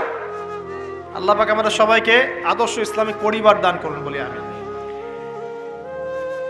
যে কথা বলতে এসেছি একটু গভীরে চলে গেছিলাম। আপনারা যাকাত দিয়েন, রমজান মাসে আল্লাহর ওয়াস্তে যাকাতগুলো দিয়ে দিয়েন এবং আল্লাহর ওয়াস্তে একটু ওয়াদা করেন আর যাই করেন অর্থনৈতিক জীবনে সুদের সাথে সম্পৃক্ত হবেন না। হবেন? সুদের পাপ কি? নিজের মায়ের সাথে জেনা করা। এই হাদিস কেউ শোনায় নাই ভাই? সুদের পাপের 70টা বা 73টা শাখা আছে। তার সবচেয়ে উঁচুটা আমি বলেছি কোরআন থেকে, আল্লাহ এবং তার রাসূলের সাথে যুদ্ধ করা। সবচেয়ে নিচের পাপটা কি জানেন? সবচেয়ে নিচের পাপ হচ্ছে নিজের মাকে বিয়ে করা। নাউযুবিল্লাহ। নিজের মাকে কেউ বিয়ে করে? এর চাইতেও জঘন্য কাজ হলো সুদ খাওয়া, কারণ সুদের মধ্য দিয়ে মানুষের রক্তকে চুষে খাওয়া হয়। আর মেরাজের রাতে যখন নবী সাল্লাল্লাহু আলাইহি ওয়াসাল্লাম, যে মেরাজের কথা বলছিলাম, তিনি আল্লাহর সাথে সাক্ষাৎ করতে গিয়েছিলেন, তখন জাহান্নামের অনেক আযাব তিনি দেখেছেন। আর কিছু প্রশ্ন করতে পারে মানুষ যে জাহান্নাম কি তাহলে আগে তৈরি হয়ে আছে, আযাব কি এই সেই, এগুলো অ্যান্সার দেওয়ার জন্য আরেকটা লেকচার লাগবে। মনে রাখবেন, সময় এর নিয়ন্ত্রণ আল্লাহর হাতে। আমাদের কাছে অতীত, বর্তমান, ভবিষ্যৎ এই বিষয়গুলো আছে, আমাদের টাইম ফ্রেমের মধ্যে এটা আছে। আল্লাহ পাকের কাছে এইভাবে সময় না যে অতীত একটা, এটা বর্তমান, এটা ভবিষ্যৎ, এমন নয়। সব কিছু আল্লাহর সামনে, সব কিছু, সব কিছু। আমরা যেখানে ঘুরি, এই সৌরজগতে আমরা ঘুরছি, এই যে ওয়াজ করছি যখন আমরা, এখনো জমিনটা ঘুরছে, ঘুরছে কিনা? আমাদেরকে নিয়ে পৃথিবী ঘুরছে শূন্যের মধ্যেই।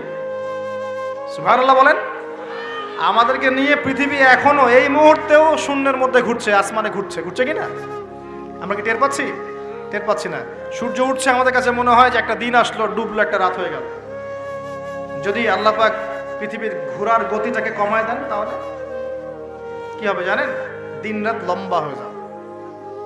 বুঝেন না? মনে হয় আল্লাহ পাক যদি এই যে আমরা ঘুরছি, মনে করেন এভাবে, আল্লাহ যদি গতিটাকে কমায় দেন, আস্তে আস্তে ঘুরে, তাহলে দিন রাত লম্বা হয়ে যাবে। বিজ্ঞানীরা বলে, এটা বিজ্ঞানীদের কথা, এটা আমার কথা না, বিজ্ঞানীরা বলে তখন আমাদের দাড়ি চুলও নাকি পাকবে না, বয়সও নাকি পারবে না। যাই হোক, ওটা ওদের থটস, এটা আমাদের থটস না। আলোর বেগে যদি মানুষ মহাবিশ্বে, মহাকাশে সফর করতে পারে, আলোর বেগের চেয়ে বেশি বেগে, এখনকার সায়েন্সরা বলে, ওরাই বলে যে মানুষ তখন ফিউচারে চলে যেতে পারে, ভবিষ্যতে যেতে পারে, আলোর বেগে যদি সফর করতে পারে। এটা ওদের কথা, আমরা এইসব আলোচনা যাচ্ছি না। বলছি সময়ের নিয়ন্ত্রণ কার হাতে? আল্লাহর হাতে। বারজাখ বলে একটা জগৎ আল্লাহ তৈরি করেছেন। কি নাম?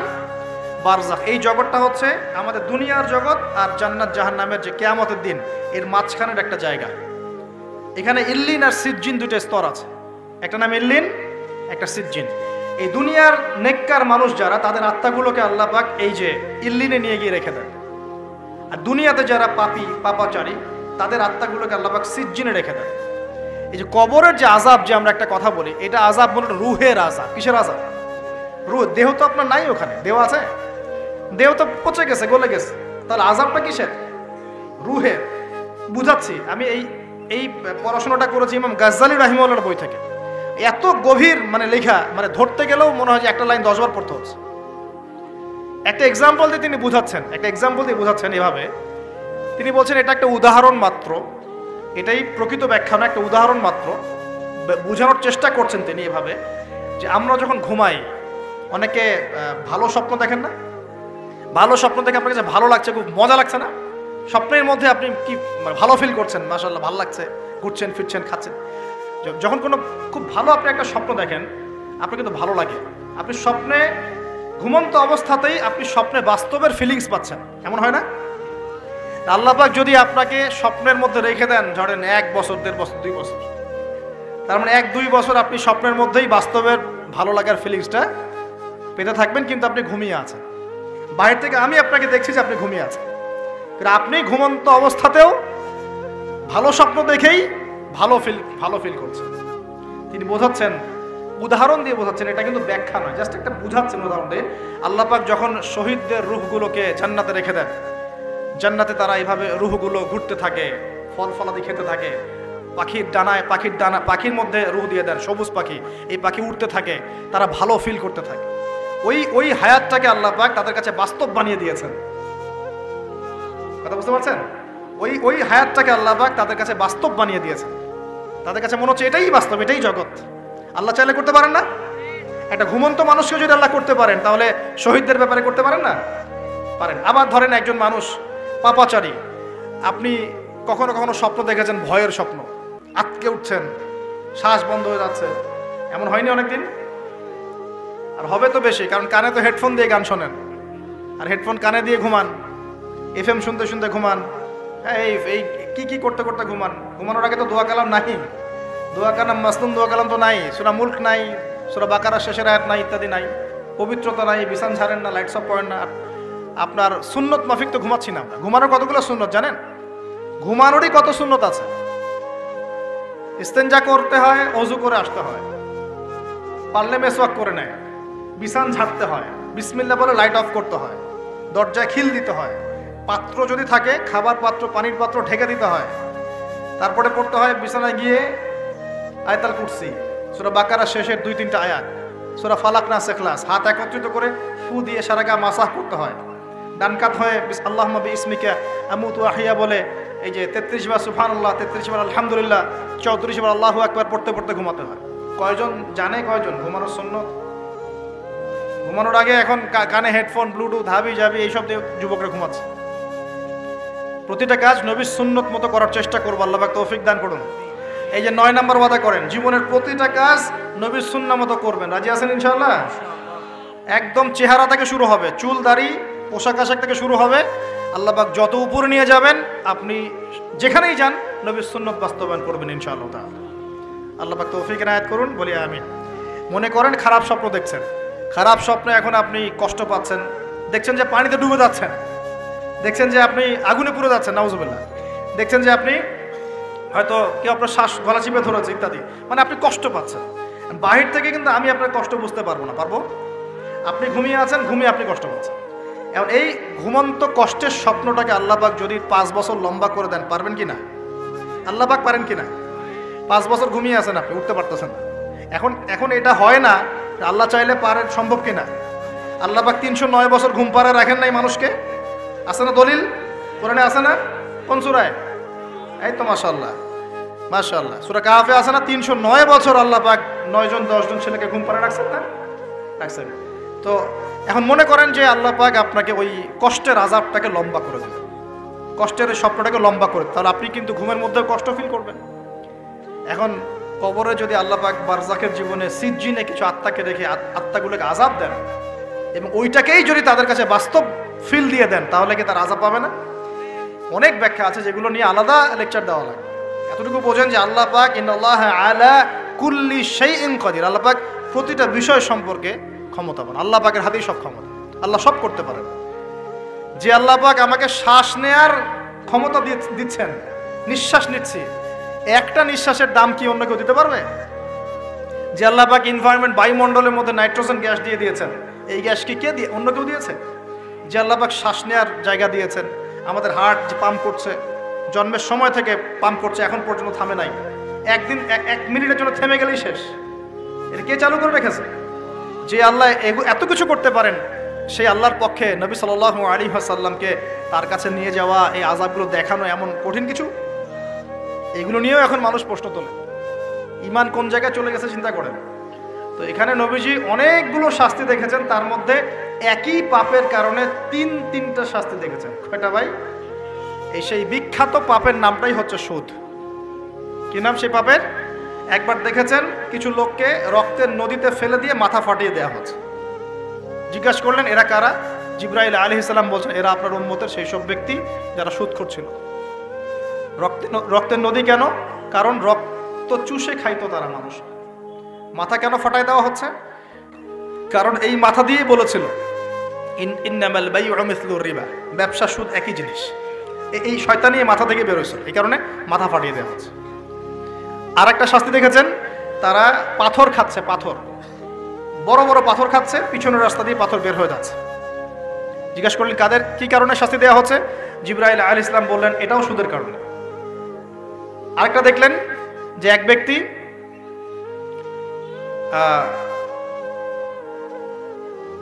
রক্তের নদী বলেছে, হ্যাঁ রক্তের নদীতে সাঁতার, এটা একটা বলেছে, একটা হচ্ছে পাথর খাওয়া। আরো একটা শাস্তি দেখেছেন নবী সাল্লাল্লাহু আলাইহি ওয়াসাল্লাম, এটাও সুদের কারণে। এই মুহূর্তে ভুলে গেছে 3টা পাপ। হ্যাঁ না না, ও মনে পড়েছে, শুকরিয়া আল্লাহ, শুকরিয়া। 3 নাম্বারটা দেখেছেন তিনি, যে কিছু মানুষ শুয়ে আছে আর এই পেটটা, এই বাড়ি, আমাদের বাড়ি যেমন উঁচু, বাড়ির মতো উঁচু হয়ে আছে পেটটা, আর পেটের ভিতরে অজগরের মতো বড় বড় সাপ কিলবিল কিলবিল করছে। এই 3টা শাস্তি তিনি দেখেছেন। দেখে জিবরাইল আলাইহিস সালামকে বলছেন এই 3টা শাস্তি কি কারণে? 3টার ক্ষেত্রেই জিবরাইল আলাইহিস সালাম বলেছেন সুদের কারণে, সুদের কারণে, সুদের কারণে। আল্লাহ পাক আমাদেরকে হেফাজত করুন বলি আমি। 10 নাম্বার নিয়াত, আমরা সবাই হালাল খাওয়ার চেষ্টা করবো ইনশাআল্লাহ। আমরা হারামের দিকে যাবো না ইনশাআল্লাহ। হালাল রিজিক আল্লাহ যতটুকু দিবেন এতটুকুতে সন্তুষ্ট থাকবো ইনশাআল্লাহ। এবং যদি আমি সামর্থ্যবান হই, ধনী হতে আল্লাহ পাক নিষেধ করেন নাই, ধনী হতে আল্লাহ নিষেধ করেন নাই, ব্যবসা করতে নিষেধ করেন নাই, ধন সম্পদ আল্লাহ পাক অর্জন করতেও নিষেধ করেন নাই, কিন্তু দুনিয়ার পূজা করতে আল্লাহ নিষেধ করেছেন, দুনিয়ার মোহে ডুবে যেতে আল্লাহ নিষেধ করেছেন। সম্পদ ওসমান রাদিয়াল্লাহু আনহুরও ছিল, কিন্তু সেই সম্পদ তিনি তার প্রয়োজনে যতটুকু লাগতো এতটুকু ব্যয় করতেন, বাকিটা আল্লাহর রাস্তায় ব্যয় করতেন। ওসমান রাদিয়াল্লাহু আনহুর মতো ধনী হতে কোনো সমস্যা আছে? কোনো আপত্তি আছে? একটা আমল তার জীবনী থেকে পাওয়া যায়, এটা পড়ে আমার কাছে এত মানে নিজেকে এত ছোট মনে হচ্ছে যে কাশ যদি এই আমলটা আমি করতে পারতাম। বলে দিব, চেষ্টা করছি যে করার, আপনারাও করার চেষ্টা করলেন। উসমান রাদিয়াল্লাহু আনহু ধনী ছিলেন কিনা, তো নবীর কাছে গিয়ে বলছেন যে আমার ধন সম্পদ খুব বেশি বাড়ছে, ইয়া রাসূলুল্লাহ আপনি সম্পদ একটু কমানোর দোয়া করেন তো আমার জন্য। চিন্তা করা যায় মানুষ এমন দোয়া কেউ করবে এই যুগে? আচ্ছা, নবী সাল্লাল্লাহু আলাইহি ওয়াসাল্লাম বললেন তুমি উটের পিঠে গাধার পিঠে খাওয়া দাওয়া করো, ঠিক আছে, খাওয়া দাওয়া করো। তো তিনি খাওয়া দাওয়া করেন। এখন কয়দিন বলতে কতদিন আল্লাহ ভালো জানেন, তিনি এসে বলছেন ইয়া রাসূলুল্লাহ আমার তো সম্পদ আরো আগের চেয়ে বাড়তেছে, দেখি আপনি কি দোয়া করলেন, সম্পদ আরো বাড়া শুরু করেছে এখন। তখন তিনি বলছেন যে তুমি যখন খাও তখন তোমার হাত থেকে যদি খাবার পড়ে যায় তুমি কি করো? তখন তিনি বলেছেন আমি আমার হাত থেকে খাবার যদি পড়ে যায়, একটা দানাও যদি পড়ে যায়, আমি উটের পিঠ থেকে নেমে সেই খাবারটাকে তুলে পরিষ্কার করে তারপর খাই। উসমান রাদিয়াল্লাহু আনহু এত ধনী মানুষ, তিনি প্রতিবেলায় 100 মানুষকে খাওয়াতে পারেন, কোনো সমস্যা নেই। তিনি একাই তাবুকের যুদ্ধে 30,000 সৈন্যের দায়িত্ব নিয়েছেন। 30,000 সৈন্য 3 মাস যাবে, যাত্রা বিরতি করবে, খাবে দাবে, তাদের ঘোড়া অস্ত্রশস্ত্র সব দায়িত্ব একজন ব্যক্তি বহন করেছেন, উসমান রাদিয়াল্লাহু আনহু। কত বড় ধনী আপনি চিন্তা করেন। উনার মতো ধনী কোনো পররাষ্ট্রমন্ত্রীও নাই পৃথিবীতে এখন পর্যন্ত, কোনো বিশ্ব নেতাও নাই ওনার মতো ধনী, এখন কেউই নাই। আর উনি কিন্তু তার এই ধন সম্পদ সুদের মধ্য দিয়ে অর্জন করেন নাই, তার ধন সম্পদ দুর্নীতির মধ্য দিয়ে অর্জন করেন নাই, তার ধন সম্পদ তিনি কিন্তু এই যে অন্যের সম্পদ অন্যায়ভাবে দখল করে অর্জন করেন নাই। তিনি সম্পদ অর্জন করেছেন বৈধ পন্থায়, হালাল ব্যবসা করেছেন নাকি না?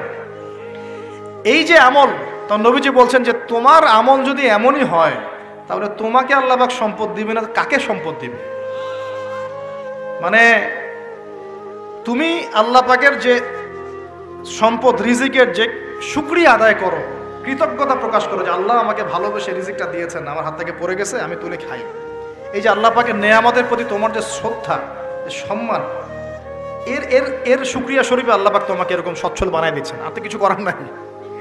তো উসমান রাদিয়াল্লাহু আনহুর মতো ধনী হতে কোনো সমস্যা আছে? তিনি কৃপণ ছিলেন না, তিনি আল্লাহ পাকের নেয়ামতের শুকরগুজার ছিলেন।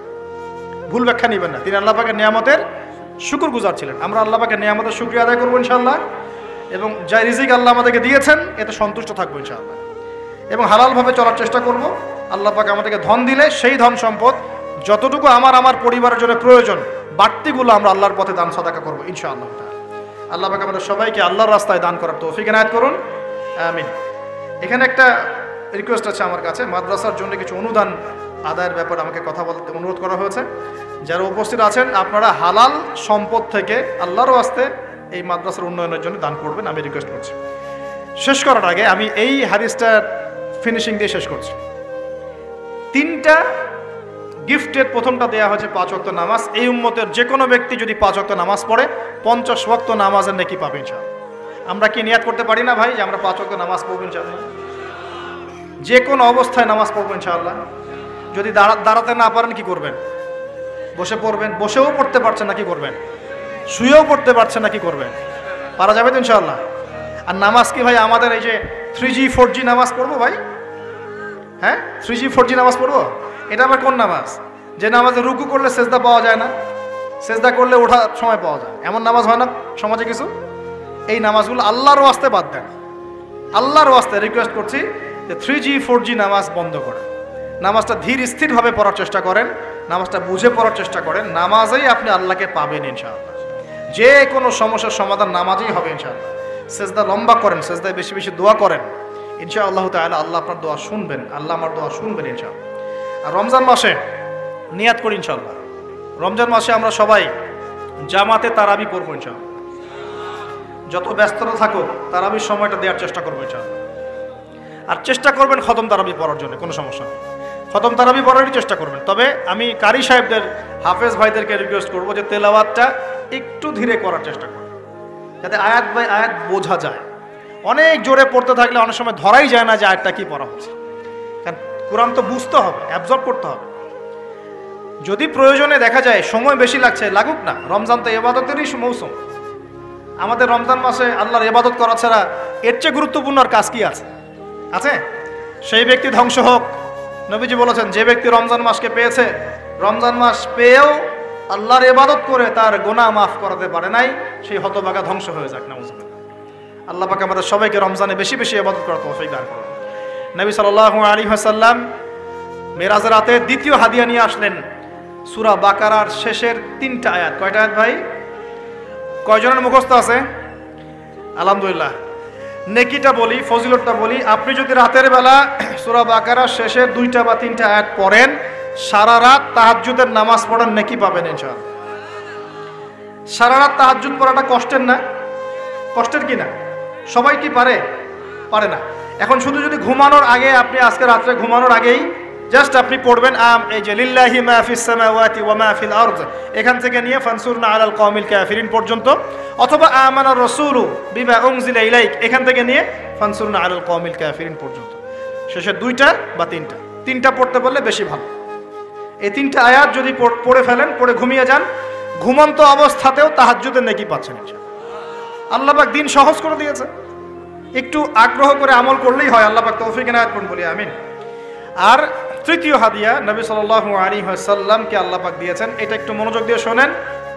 এই কথাটা ভুলে যায় না। আজকের লেকচারে যদি সব কথাও ভুলে যান, এই কথাটা ভুলেন না।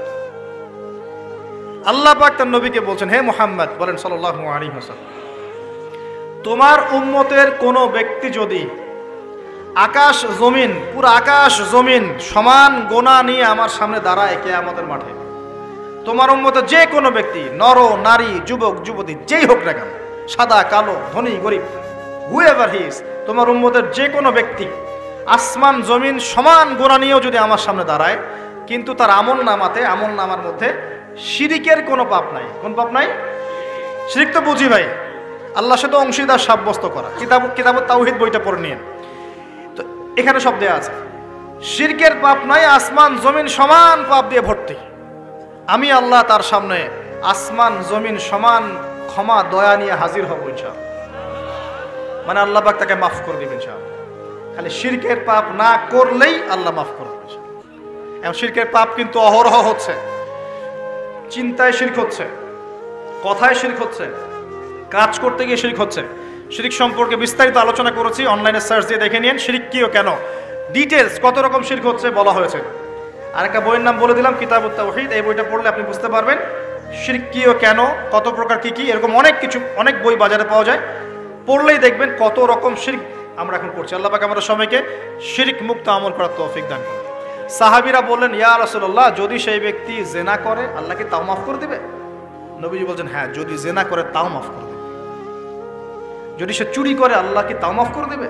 নবীজি বলছেন, হ্যাঁ, যদি চুরি করে আল্লাহ তাও মাফ করে দিতে পারে, যদি সে তাওহীদ ঠিক থাকে। এই কথা বলার মধ্য দিয়ে আপনাকে জিনা আর চুরি করতে উৎসাহিত করা হচ্ছে না, বরং আল্লাহ পাকের দয়া, শিরকের ক্ষতি এবং তাওহীদের গুরুত্ব বোঝানো হচ্ছে। আল্লাহ তাওহীদ লা ইলাহা ইল্লাল্লাহর উপর থাকতে পারলে যে কোনো পাপ আল্লাহ যাকে ইচ্ছা মাফ করে দেবেন ইনশাআল্লাহ। কারণ আল্লাহ পাক শাস্তি দিবেন, মৌতের যন্ত্রণায় শাস্তি হবে, কবরের আযাবে শাস্তি হবে, কিয়ামতের মাঠে মানুষ দাঁড়িয়ে থাকবে, ওখানে শাস্তি, জাহান্নামে কিছুদিন শাস্তি দিয়ে হলেও আল্লাহ পাক একদিন আবার জান্নাতে দিয়ে দিবেন ইনশাআল্লাহ। আর যে ব্যক্তি সবচেয়ে শেষে জান্নাতে যাবে, একদম শেষ ব্যক্তি, জানি না সেই হতভাগা ব্যক্তির নাম কি, হতভাগা বলবো না, সেও তো সৌভাগ্যবানই, শেষ পর্যন্ত সেও সৌভাগ্যবান। আমরা দোয়া করি আল্লাহ পাক আমাদেরকে প্রথমেই জান্নাত দিয়ে দেন, আমিন। তো শেষ যে ব্যক্তি, একদম লাস্টে যে ব্যক্তি জান্নাতে যাবে, আল্লাহ পাক তার নাম জানেন না? জানেন কি না? সেই ব্যক্তিকে আল্লাহ পাক এই দুনিয়ার চাইতে 10 গুণ বড় দুনিয়া দিবে, 10 গুণ বড় জান্নাত দিবেন ইনশাআল্লাহ। এই দুনিয়ার চাইতে 10 গুণ বড় জান্নাত সে ব্যক্তি পাবে যে সবচেয়ে শেষে জান্নাতে যাবে। আল্লাহ পাক আমাদের সবাইকে জান্নাতে যাওয়ার জন্য শিরক মুক্ত আমল করার তৌফিক দান।